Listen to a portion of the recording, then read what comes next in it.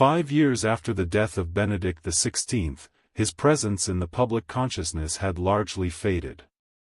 He was remembered with respect and a quiet reverence, a figure whose authority now seemed fixed in history, distant from the daily life of the Church. And yet, in the early weeks of a cold January, a document surfaced that shook that perception, bringing his voice back into a conversation that many had assumed long settled. It was not a public address, nor a formal doctrinal text. It was a private letter, never published in full, and until recently, no one had spoken openly about it. The letter's existence was first reported by the Info Vaticanana portal, a European ecclesiastical news site, which attributed it to 2021 and addressed to the then Archbishop of Munich and Freising, Cardinal Reinhard Marx. There were no fanfares, no press conferences, no news agency announcements. The discovery was subtle, yet its implications were anything but. The timing of the letter is significant. By 2021, the German Synodal process had moved far beyond its initial exploratory stage. It had developed into a structured effort, complete with documents, organizations, and defined objectives. Church leaders in Germany were no longer feeling out possibilities, they were implementing a vision for reform and consultation, one that would shift how authority and decision-making operated at every level. According to journalistic reconstructions of the letter, Benedict wrote directly to Marx, expressing deep alarm. His concern was not a matter of style, tone, or communication. It was not a question of whether the Church was being welcoming or responsive to contemporary social issues. What troubled him, and what he insisted required attention, was doctrinal and ecclesiological. If you haven't subscribed, click on the subscribe button so you don't miss out on future videos like this, because what you're about to hear is not just news, it's a wake-up call for every heart that still believes truth should burn brighter than silence. Now grab your rosary, quiet your spirit, and let your heart listen, not just with ears, but with faith. The letter warned against a method that introduced the principle of majority rule into areas of church life that, in traditional Catholic understanding, cannot be put to a vote. Doctrine, moral teaching, and the Church's interpretation of revelation are not determined by consensus or social popularity. They are received, preserved, and transmitted over centuries. Benedict's concern, as summarized in the reports, was not a single proposal within the German synodal process but the overall architecture of the effort. At its core was a provision for a permanent synodal body composed equally of bishops and lay people. This body would have decision-making authority over doctrinal and disciplinary guidelines, and it would manage the significant financial resources of the Church in Germany. This combination of power, authority, and money, operating in a structure independent of the traditional hierarchy, represented, in Benedict's eyes, a paradigm shift. It was not simply reform, it was a transformation in the way the Church understood itself and its governance. The letter also expressed a broader concern: this was not merely a German issue. Benedict foresaw a contagion effect. Once such a model was normalized in Germany, other local churches could demand similar autonomy, gradually undermining the doctrinal unity of the universal Church. In other words, the German synodal process could become a laboratory, setting precedents with consequences far beyond its borders. Equally striking was the reaction, or rather the absence of one, from Cardinal Marx. There was no public acknowledgement, no denial, no clarification. The silence became a central element of the story, not as proof of wrongdoing but as evidence of tension at the highest levels of the German Church. This tension did not exist in isolation. It intersected with another event, the publication of a report on clerical abuse within the Archdiocese of Munich, in which Benedict himself faced sharp criticism. His successor did not intervene on his behalf. Together, these moments paint a picture of isolation, of a church divided not only by policy but by relationships, history, and institutional authority. The significance of the letter is amplified by the circumstances of its writing. By 2021, Benedict was elderly, retired, and devoid of governing power. He no longer had the ability to enforce decisions or direct policy, yet he chose to intervene, not to dictate, but to warn.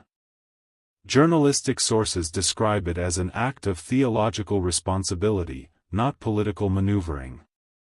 It is consistent with his lifelong vision of the Church as a universal reality, a body that exists before any particular historical or cultural context.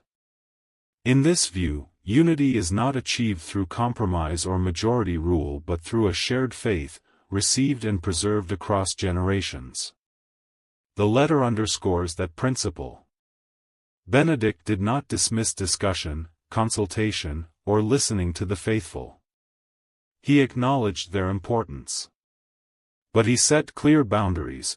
The core substance of faith cannot be redefined based on cultural trends or sociological consensus. This distinction revealed the deepest rift in contemporary church thought. One vision treats the Church as an evolving federation of local communities, where consultation and shared decision-making are paramount. The other maintains that the Church's identity rests on the continuity of doctrine and hierarchy, independent of temporal pressures. Benedict viewed the German Synodal model as a step toward the former vision, one that he believed was destined to fail and risked damaging the Church at its foundation. The letter does not offer solutions or recommend interventions. It does not outline disciplinary measures, nor propose alternative reforms. Its power lies elsewhere. It marks a limit beyond which, in Benedict's view, the Church risks ceasing to recognize itself. This was not a critique aimed at a single individual, nor a dispute over policy. It was a radical questioning of the Church's identity, framed as a warning that cannot be easily dismissed. In this silence, the letter continues to resonate. It challenges current leadership, framing the ongoing debates not as technical issues of governance but as matters of self-understanding. The responsibility now falls to the current pontificate. Pope Leo finds himself navigating a legacy that predates him but which now fully rests on his shoulders. Rome had previously expressed reservations about the German approach, yet no decisive action halted its progress. The question is no longer solely about Germany. It concerns the Church's ability to define its own boundaries and maintain the coherence of its doctrine. The letter, while lacking legal force, constructs a moral and theological framework that weighs heavily on contemporary decision-making. Reading the letter in context, one can trace the contours of Benedict's enduring concerns. He had long insisted that faith is not a democratic process. Revelation and tradition are not subject to negotiation. This perspective informs every line of the warning. It is rooted in the understanding that the Church exists as a unity before it manifests as local communities, that its authority comes from God rather than from procedural consent. The German synodal process, in introducing majority rule into the very substance of faith, threatened to invert that understanding. Beyond the abstract theological argument, the letter exposes the human dimension of the Church. Benedict wrote not from a position of command but from one of moral urgency, aware of the fragility of institutions and the weight of precedent. He saw the process unfolding, not as an experiment in efficiency or inclusion, but as a force that could fundamentally reshape the relationship between hierarchy and laity, doctrine and decision-making, spiritual authority and material control. It was an intervention born not of ego but of responsibility, a final gesture aimed at preserving what he understood to be the essential identity of the Church. The broader narrative surrounding the letter reinforces this perspective. The silence of Cardinal Marx, the lack of defense following critical reports about Benedict, and the ongoing implementation of the synodal model in Germany all contribute to a picture of tension, isolation, and unresolved conflict.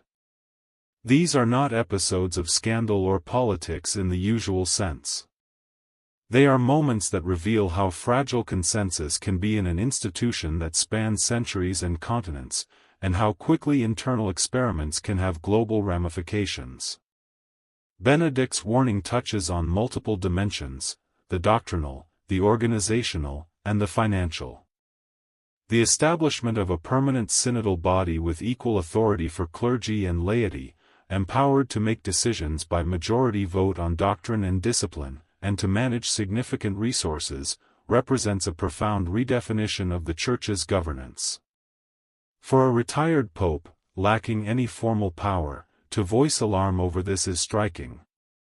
It speaks to the depth of his conviction that certain boundaries cannot be crossed without risking the Church's core identity. The letter also forces a confrontation with the question of leadership in the modern Church. What does it mean to guide a global institution where innovation and tradition collide? How can the Church maintain its unity while responding to local needs and contemporary challenges? Benedict's intervention does not offer operational guidance, but it does offer a moral compass, a boundary marker. He signals what cannot be compromised: the continuity of doctrine, the authority of revelation, and the hierarchical structures that preserve these truths. As the Church continues to navigate these debates, the shadow of this letter lingers. It is evidence that even in retirement, Benedict XVI engaged with the life of the Church at its deepest levels. It demonstrates that doctrinal integrity, the preservation of received faith, and the careful stewardship of institutional authority were, for him, inseparable from his understanding of responsibility. The letter's publication, though delayed and understated, invites reflection on the tensions inherent in reform and governance, on the delicate balance between consultation and authority, between adaptation and continuity. The story of this letter is not a story of conflict for its own sake. It is the story of a Church in negotiation with itself, of a leader who, decades into retirement, felt compelled to speak because he saw the stakes so clearly. It is a reminder that the questions of identity, authority, and unity are never fully settled, and that the consequences of decisions made in one place can ripple across the global Church. In this sense, Benedict's words continue to weigh heavily, not as mandates, but as a moral and theological framework that challenges current leaders to consider the limits of innovation, the responsibilities of power, and the preservation of what defines the Church. The letter emphasizes listening and dialogue, yet it defines limits. It insists that while discussion is valuable, the core of faith is not subject to vote, majority rule, or cultural trend. It insists that the Church cannot redefine itself based on immediate consensus or popular pressure. It is a warning about the fragility of identity when structure and doctrine are reshaped without sufficient grounding. In framing the tension between tradition and innovation, Benedict highlighted the most fundamental question: what does it mean for the Church to recognize itself as one, universal, and faithful to its origins? 5 years after his death, this letter revives that question. It reminds the Church that authority and teaching cannot be separated from the moral responsibility to preserve the integrity of faith. It shows that even absent formal power, the voice of a conscientious leader can echo across decades. And it reveals that the Church's challenges are not simply administrative or procedural but existential, touching the essence of its identity. In silence, in the absence of immediate resolution, the letter persists as a warning, a framework for reflection, and a challenge to every decision-maker who seeks to balance governance, reform, and fidelity to a faith received over centuries. It is the act of a man who, having stepped away from power, returned in a final act of responsibility. It is a letter that does not dictate but illuminates, that does not propose a path but defines the boundaries within which the Church must operate if it is to remain itself. It is a call to recognize that some aspects of faith are not negotiable, and that the consequences of crossing these lines are not abstract but real, with the potential to reshape the Church for generations. In this quiet intervention, Benedict XVI demonstrates the enduring weight of conscience, the gravity of theological responsibility, and the unbroken connection between doctrine, identity, and authority that defines the Catholic Church. If this message touched your heart, like this video and share your thoughts in the comment Amen and stay with us. More Eucharistic stories, deeper reflections, and holy insights are on the way. May Christ in the Eucharist be your light, your rest, your truth. Amen.